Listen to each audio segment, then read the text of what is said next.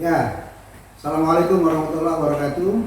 Waalaikumsalam warahmatullahi wabarakatuh. Ya, salam sejahtera bagi kita sekalian. Semoga kita senantiasa diberikan keberkahan oleh Allah Subhanahu wa Ta'ala, Tuhan yang Maha Kuasa.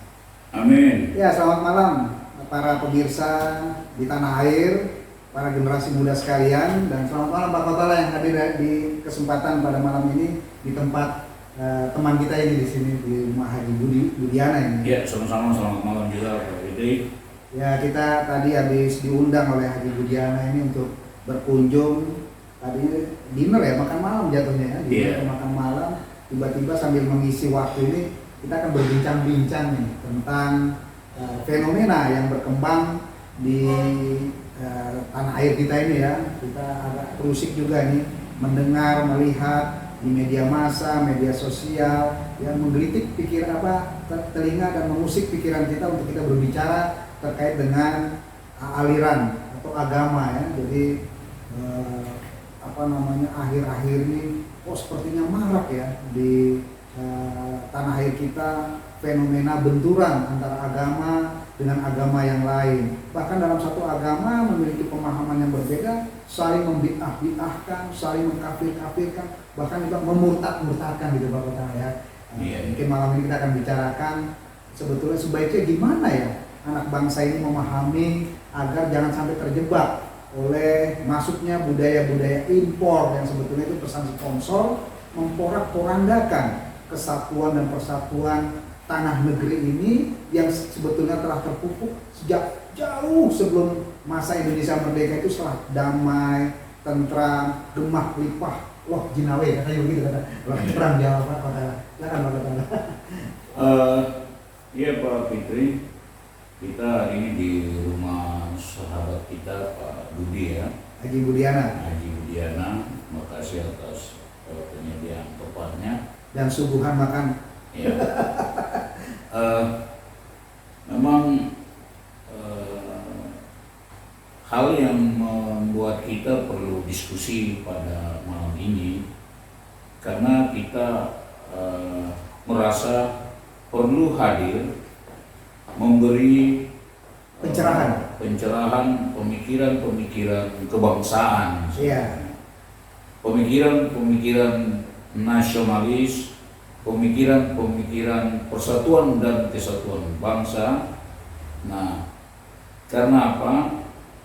Kita melihat dengan keterbukaannya era, literasi yang begitu mudah dijangkau, sangat liberal, bebas berbicara, bebas berpendapat, sehingga pemahaman mereka terhadap keyakinan agama ini membuat mereka keluar dari area-area yang sebenarnya yang dipesankan atau yang diajarkan oleh agama itu.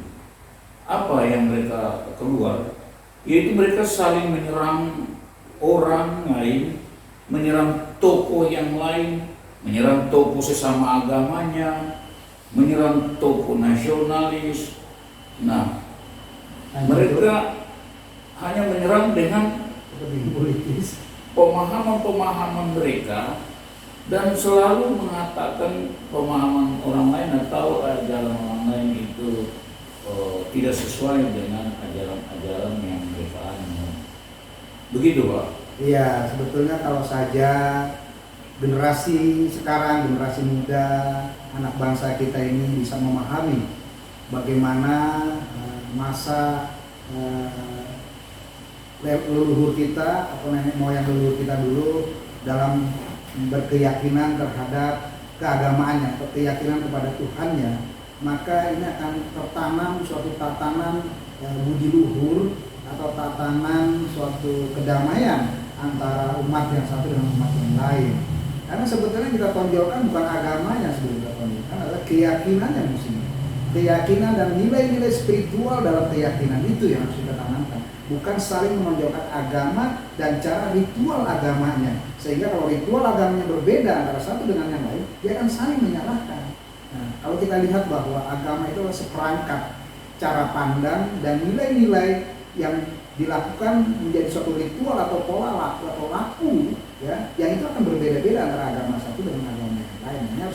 kita pahami ya, kita tidak mencari perbedaan lakunya atau cara ritualnya, tapi harus kita samakan adalah spiritnya, spiritual, spirit atau nilai-nilai luhur atau nilai-nilai keyakinan dalam suatu agama, sehingga kita akan membuat satu kesatuan dan persatuan tetap terjaga antara umat yang satu dengan umat yang lain, begitu Pak Kepala.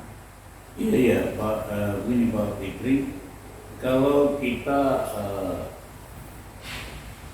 merasa bahwa kita adalah anak bangsa, Iya, tentu kita melihat kembali sejarah peradaban iya, bangsa Indonesia yang begitu beragam eranya, mulai dari zaman batu, kemudian zaman klasik lah, sampai zaman sejarah dan zaman pertengahan, kemudian zaman modern ini.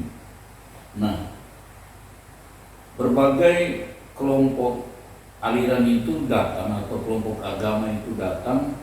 Kita juga belajar dari sejarah di era-era kolonial, iya, di era penjajahan, baik zaman Portugis maupun Belanda. Nah, mereka ini hadir dengan membawa kepercayaan dari negaranya. produk-produk kepercayaan. Iya. Dan mereka membawa doktrin-doktrin negara dan doktrin-doktrin agama. Dua doktrin itu masuk, bahkan doktrin bisnis, kepentingan bisnis juga masuk. Misi. Nah, sehingga mereka melihat bahwa bangsa Indonesia yang jumlah penduduknya cukup banyak ini, wilayah yang cukup luas ini, memiliki agama dan keyakinan leluhur yang begitu mudah menerima mereka. Nah, mereka begitu mudah menerima mereka, namun khusus di Pulau Jawa tidak begitu cepat, karena ratusan tahun orang Jawa tidak menerima Islam, apalagi Nasrani atau Kristen. Mereka sudah menerima Hindu ya, memang masuk, Hindu Buddha masuk, tapi Islam dan Kristen sulit masuk. Sebetulnya gini Pak Pakala, kalau Hindu Buddha itu sebenarnya hanya minoritas dalam penerimaan agama yang masuk di tanah air pada saat itu. Iya. Kalau kita lihat sejarah ya, dalam kita membaca artikel tulisan-tulisan sejarah oleh para pendahulu-pendahulu kita, bahwa di tanah air ini ternyata setelah lahir itu namanya keyakinan leluhur atau keyakinan nenek moyang kita yang sering dikenal adalah dengan keyakinan Kapitayan. Kapitayan ini kalau dapat digambarkan adalah sebagai suatu ajaran keyakinan yang memuja sembahan utamanya adalah Sang Hyang Taya. Sang Hyang Taya ini adalah bermakna kosong atau suwung atau hampa, tidak ada. Atau bisa diistilahkan juga dengan menggunakan tangkeno kinoyo ngapa, yang artinya dia tidak bisa diraba, tidak bisa dilihat, tidak bisa dibayangkan ya. Itu adalah Tuhan yang Maha Agung. Sebetulnya pada saat masa Masehi, sebelum Masehi atau awal-awal Masehi, keyakinan ini sangat kuat di negeri ini. Bahkan masuknya impor daripada aliran-aliran atau agama impor baik dari Eropa, dunia Barat maupun dunia Timur yang masuk ke Indonesia ini atau masuk ke Nusantara ini, itu dengan penyaringan tertentu, dengan klasifikasi tertentu. Tidak semudah itu bisa masuk dan diyakini, karena dia akan terselektif dengan sendirinya. Manakala dia tidak meyakini adanya Tuhan yang Maha Agung, Tuhan yang Esa, Tuhan yang Tunggal, Tuhan yang Maha Kodrati, ini akan tersisih secara pelan-pelan.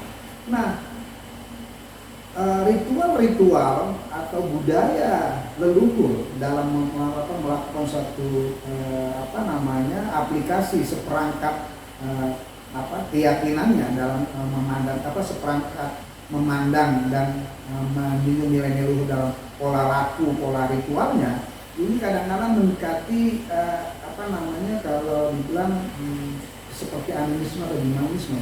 Ini kan menurut pandangan bangsa Eropa ketika pada saat penjajahan di sini. Padahal pada zaman Nabi Sulaiman pun sudah ada bahwa seorang manusia dengan keyakinan pada Tuhan, dia bisa berdialog kepada angin, dia bisa berdialog kepada hujan, dia bisa berdialog pada tumbuh-tumbuhan, pada hewan dan sebagainya. Kan pada zaman Nabi Sulaiman sudah berkembang hal seperti ini. Nah, namun karena keyakinan kapitayan ini sulit dibuktikan secara rasional dan dia hanya bisa dirasakan, sehingganya bangsa Eropa yang ketika datang untuk melakukan invasi ke negeri ini, dia menganggap bahwa keyakinan kapitayan ini semacam keyakinan dinamisme, sehingga inilah mengkooptasi berpikirnya anak bangsa kita, sehingga menyudutkan aliran keyakinan tersebut sehingga itu keyakinan animisme atau dinamisme. Padahal itu adalah keyakinan kepada ketuhanan yang maha esa atau ketuhanan yang agung, maha kuasa dan sebagainya. Nah, kemudian pada zaman peradaban penyebaran agama Islam terutama, itu para wali songo itu mengadaptasikan ritual atau seperangkat nilai-nilai luhur yang ditanamkan oleh nenek moyang itu, diadaptasikan dan diadop, kemudian diaplikasikan dalam bentuk kaidah-kaidah keagamaan. Inilah yang dia bisa masuk dalam budaya di negeri ini, Pak Kapotala ya. Jadi itulah peradaban-peradaban itu muncul. Nah, sayangnya generasi muda kita ini sekarang ini harus bisa mengkaji lebih dalam lagi bagaimana peradaban-peradaban keyakinan pada saat masa-masa lalu kita, sehingga kita tidak mudah terbius oleh masuknya aliran-aliran baru ke negeri ini, bahkan itu sebagai produk impor, sebagai pesan sponsor kelompok-kelompok tertentu yang memporak-porandakan kerukunan kita dalam umat beragama atau kerukunan kita yang bersuku-suku, yang kita banyak suku-sukunya yang berbineka tunggal berbineka, namun kita tetap dalam satu tujuan, yaitu ketuhanan yang maha kuasa. Itu begitu, Pak. Iya,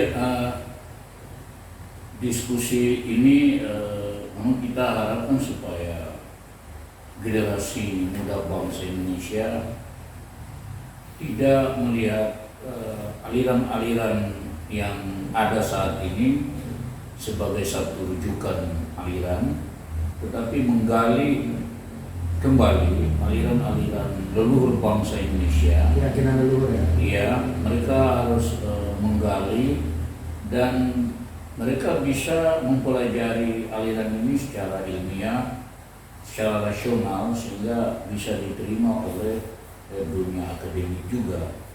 Kalau tidak, dianggap sebagai aliran-aliran orang-orang desa, aliran-aliran orang pedalaman, orang-orang kampung, sehingga tidak begitu menarik bagi anak-anak modern, anak-anak muda untuk mempelajarinya. Itu mungkin hambatannya di situ. Karena kita tahu bahwa agama atau aliran ini sangat mempengaruhi mental, psikis, pikiran, dan pemikiran sekalian terhadap kelompok itu.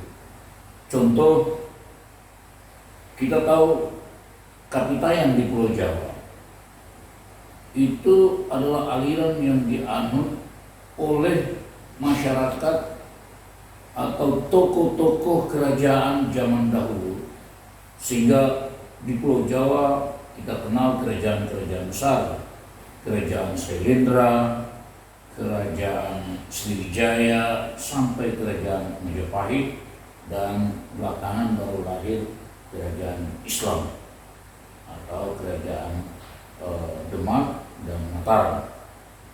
Nah, kalau kita pelajari lebih mendalam juga pada kerajaan Mataram misalkan, masih ada praktek-praktek kapitayan menurut saya.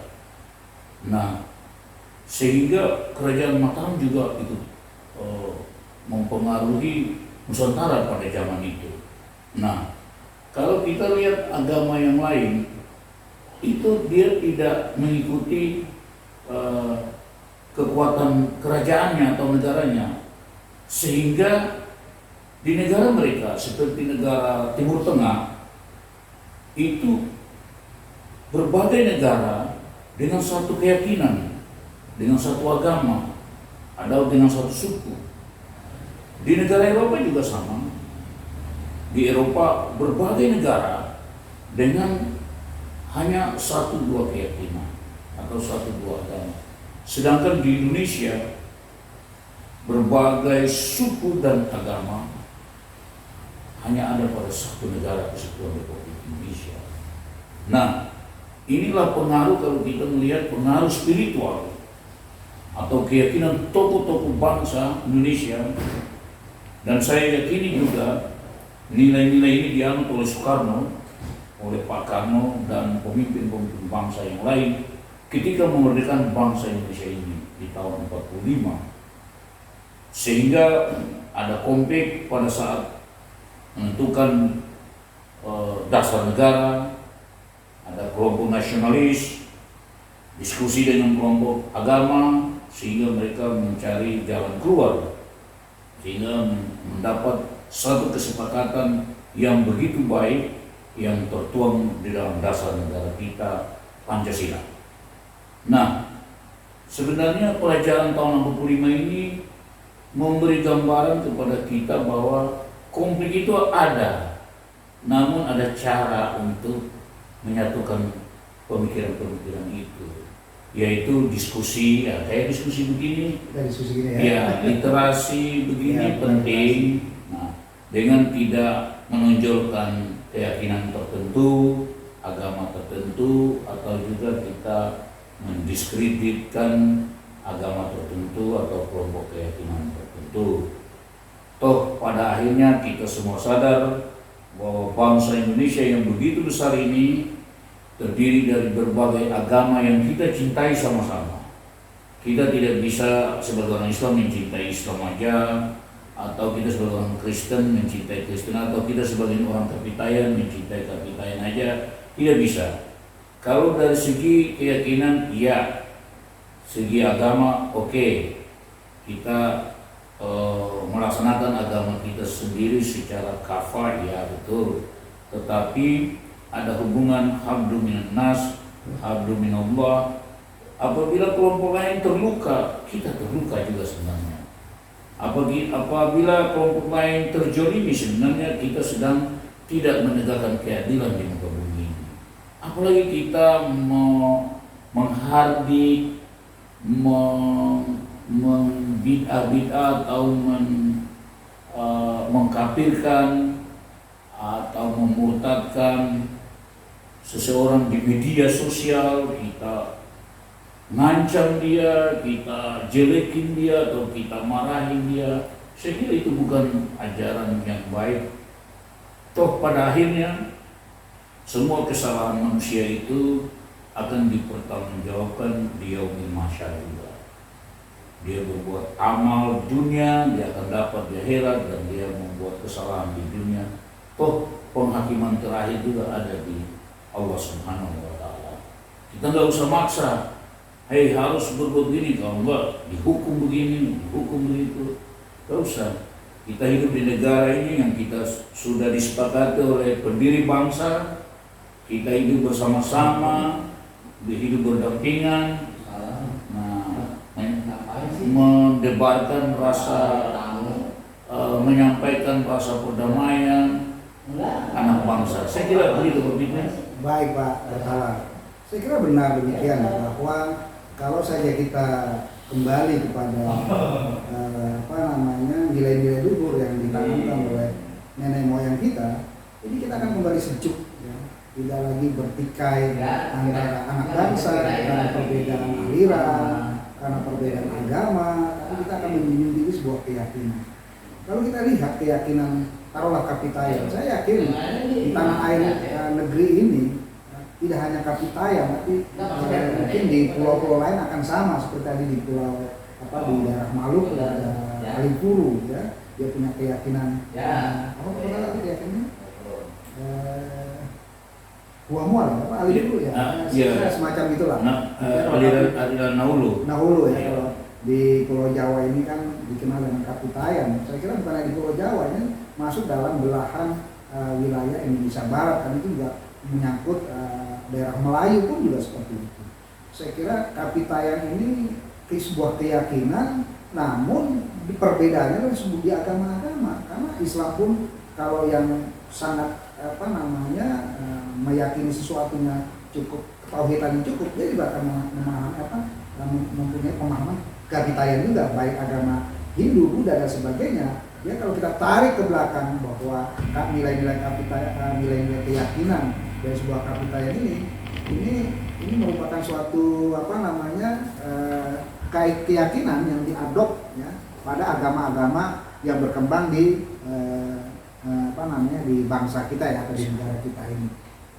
Sebetulnya nilai-nilai keagamaan kapitayan ini sudah diadop dan diadaptasikan oleh Wali Songo ya pada saat itu dalam menyebarkan agama Islam di daerah-daerah. Karena konsep tauhidnya dalam kapitayan ini pada dasarnya sama dengan konsep tauhid yang ada dalam Islam, itu tangkeno kinoyongopo ya.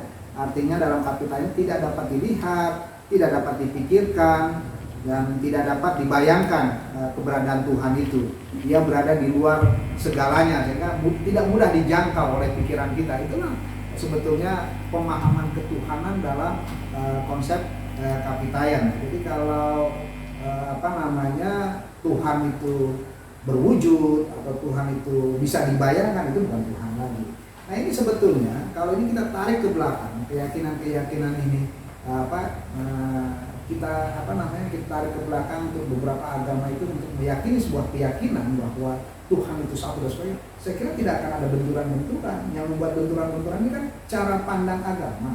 Agama itu kan seperangkat cara pandang dan nilai-nilai yang kemudian diaplikasikan dalam pola laku dan dalam bentuk ritual. Itu yang membuat perbedaan-perbedaan antara agama satu dengan agama yang lain, karena perbedaan ritualnya dan cara pandangnya yang membuat batasan-batasan atau kodifikasi tertentu. Padahal ya sejatinya adalah menjunjung tinggi kemaha-agungan Sang Tuhan itu, Sang Hyang Maha Agung. Kira-kira begitu Pak. Iya, saya setuju Pak Fitri, perbincangan ini dan pemikiran sudah saya kira sudah cukup disampaikan. Memang tujuan kita bicara ini adalah memang pesan-pesan kebangsaan, pesan-pesan tauhid juga, artinya berpeganglah kepada ajaran agama Islam yang benar, agama Kristen yang benar, Hindu Buddha yang benar. Karena kalau Konghucu yang benar, Konghucu benar. Kalau semua pemeluk agama memegang agamanya dengan benar, maka perdamaian Indonesia ini akan terwujud. Tetapi kalau penganut agamanya menggunakan agamanya untuk meluruskan kelompok orang lain, maka dunia ini tidak akan damai sampai kapanpun. Itu pemikiran saya. Nah, mungkin pada kesempatan itu saya jelaskan kembali bahwa tidak bermaksud untuk kita menjadikan, mendiskusikan atau memojokkan satu aliran tertentu, kelompok aliran tertentu. Namun pesan-pesan ini mudah-mudahan tokoh-tokoh bangsa Indonesia, banyak tokoh-tokoh yang baik yang dari agama Islam, Kristen, Hindu, Buddha, Konghucu, dan aliran kepercayaan, tokoh-tokoh nasional, saya lihat masih banyak yang baik.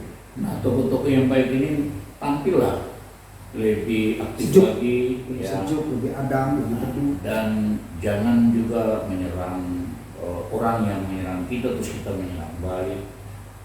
Sebaiknya kita diserang cukup kita tenang, kita diam saja, kita bisa menyerang juga dengan cara-cara yang lebih damai. Saya kira itu demikian. Ya, sebetulnya dalam ajaran keyakinan yang dulu bahwa kemarahan itu tidak harus dengan dihantam dengan kemarahan, namun kita hadapi dengan kelembutan, dengan kesejukan hati, dengan pemahaman, ya, dengan suatu ajaran-ajaran yang memberikan nilai-nilai kebaikan dan sebagainya, sehingga dia akan memberikan suatu pencerahan kebaikan itu sebetulnya apa. Sebetulnya harus kita tonjolkan adalah nilai spiritualnya, bukan karena perbedaan ritualnya. Ya. Karena Karena perbedaan ritualnya inilah yang mengakibatkan benturan, ya, benturan antara satu dengan yang lain. Udah pasti jelas berbeda antara ritual keyakinan yang satu dengan keyakinan yang lain. Ritualnya berbeda dalam satu agama saja, agamanya misalnya sama X1, tapi keyakinannya beda-beda. Ada beberapa pecahan-pecahan keyakinan, sekte-sekte, itu ritualnya pasti berbeda-beda. Nah, perbedaan ritual ini kadang-kadang menjadi suatu perdebatan, menjadi perbedaan antar umat, perbedaan antar kelompok warga, perbedaan antar kita anak bangsa. Ya. Padahal kalau kita kembalikan, keyakinan itu tetap satu. Ya. Kalau kita lihat dalam bahasa Islam adalah itu laisa kami selihi sayun. Ya. Jadi tidak ada yang seperti dia. Dan kalau dalam bahasa kapitayanya adalah tangkeno kinoyo muko, itu adalah dia tidak bisa dirasa, dia tidak bisa dilihat, dia tidak bisa dipikirkan dan tidak bisa dibayangkan, dan dia berada di luar sana yang tidak bisa dijangkau dan sebagainya. Kalau ini semua agama berpikir sama bahwa ketuhanan itu adalah maha agung dan dalam tauhid, mungkin saya pikir tidak akan terjadi benturan-benturan. Dan ini sebetulnya kita diskusi malam ini bukan ingin membawa aliran baru, bukan ingin menyudutkan aliran atau agama-agama tertentu, tapi kami ingin menggugah para tokoh-tokoh bangsa, pemimpin-pemimpin agama, tokoh-tokoh agama. Marilah kita berpikir yang lebih jernih, marilah kita berpikir tentang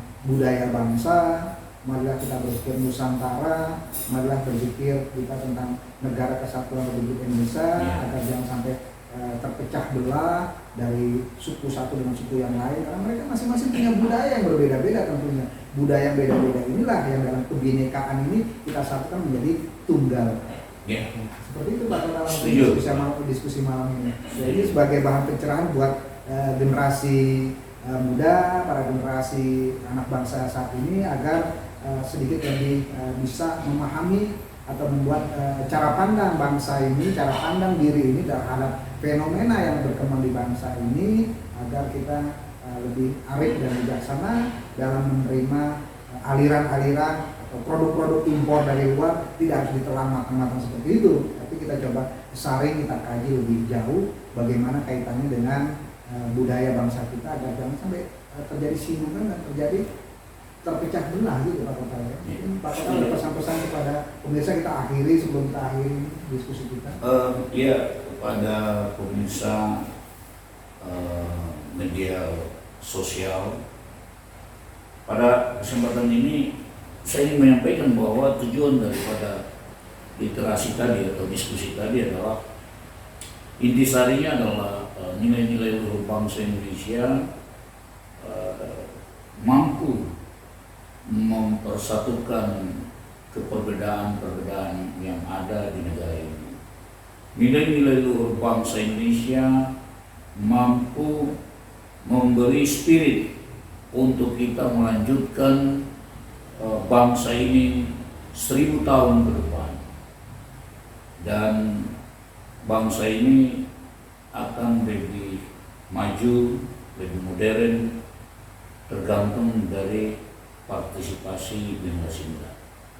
Jadi generasi muda, ayo bangkit, semangat, jangan melihat jauh-jauh, tapi kembangkanlah, beranilah mengatakan Indonesia memiliki nilai-nilai luhur yang cukup mumpuni. Saya kira itu. Baik Pak Kotala, saya kembali lagi berpesan kepada generasi muda, pada anak bangsa ini, bahwa yang kita junjung tinggi adalah nilai-nilai spiritual, pada suatu keyakinan ketauhidan, bukan perbedaan antara beda-beda ritual dalam keagamaan yang membuat kita terpecah belah dalam mempersatukan anak bangsa. Untuk itu kami ucapkan terima kasih atas perhatian dan kesempatan kita berdiskusi bersama. Nanti pada kesempatan yang akan datang mungkin kita akan sambung dengan diskusi-diskusi terkait dengan keyakinan dan budaya ini. Terima kasih Pak Kotala. Kita berikan salam kepada pemirsa. Assalamualaikum warahmatullahi wabarakatuh. Salam sejahtera untuk kita semua. Salam damai.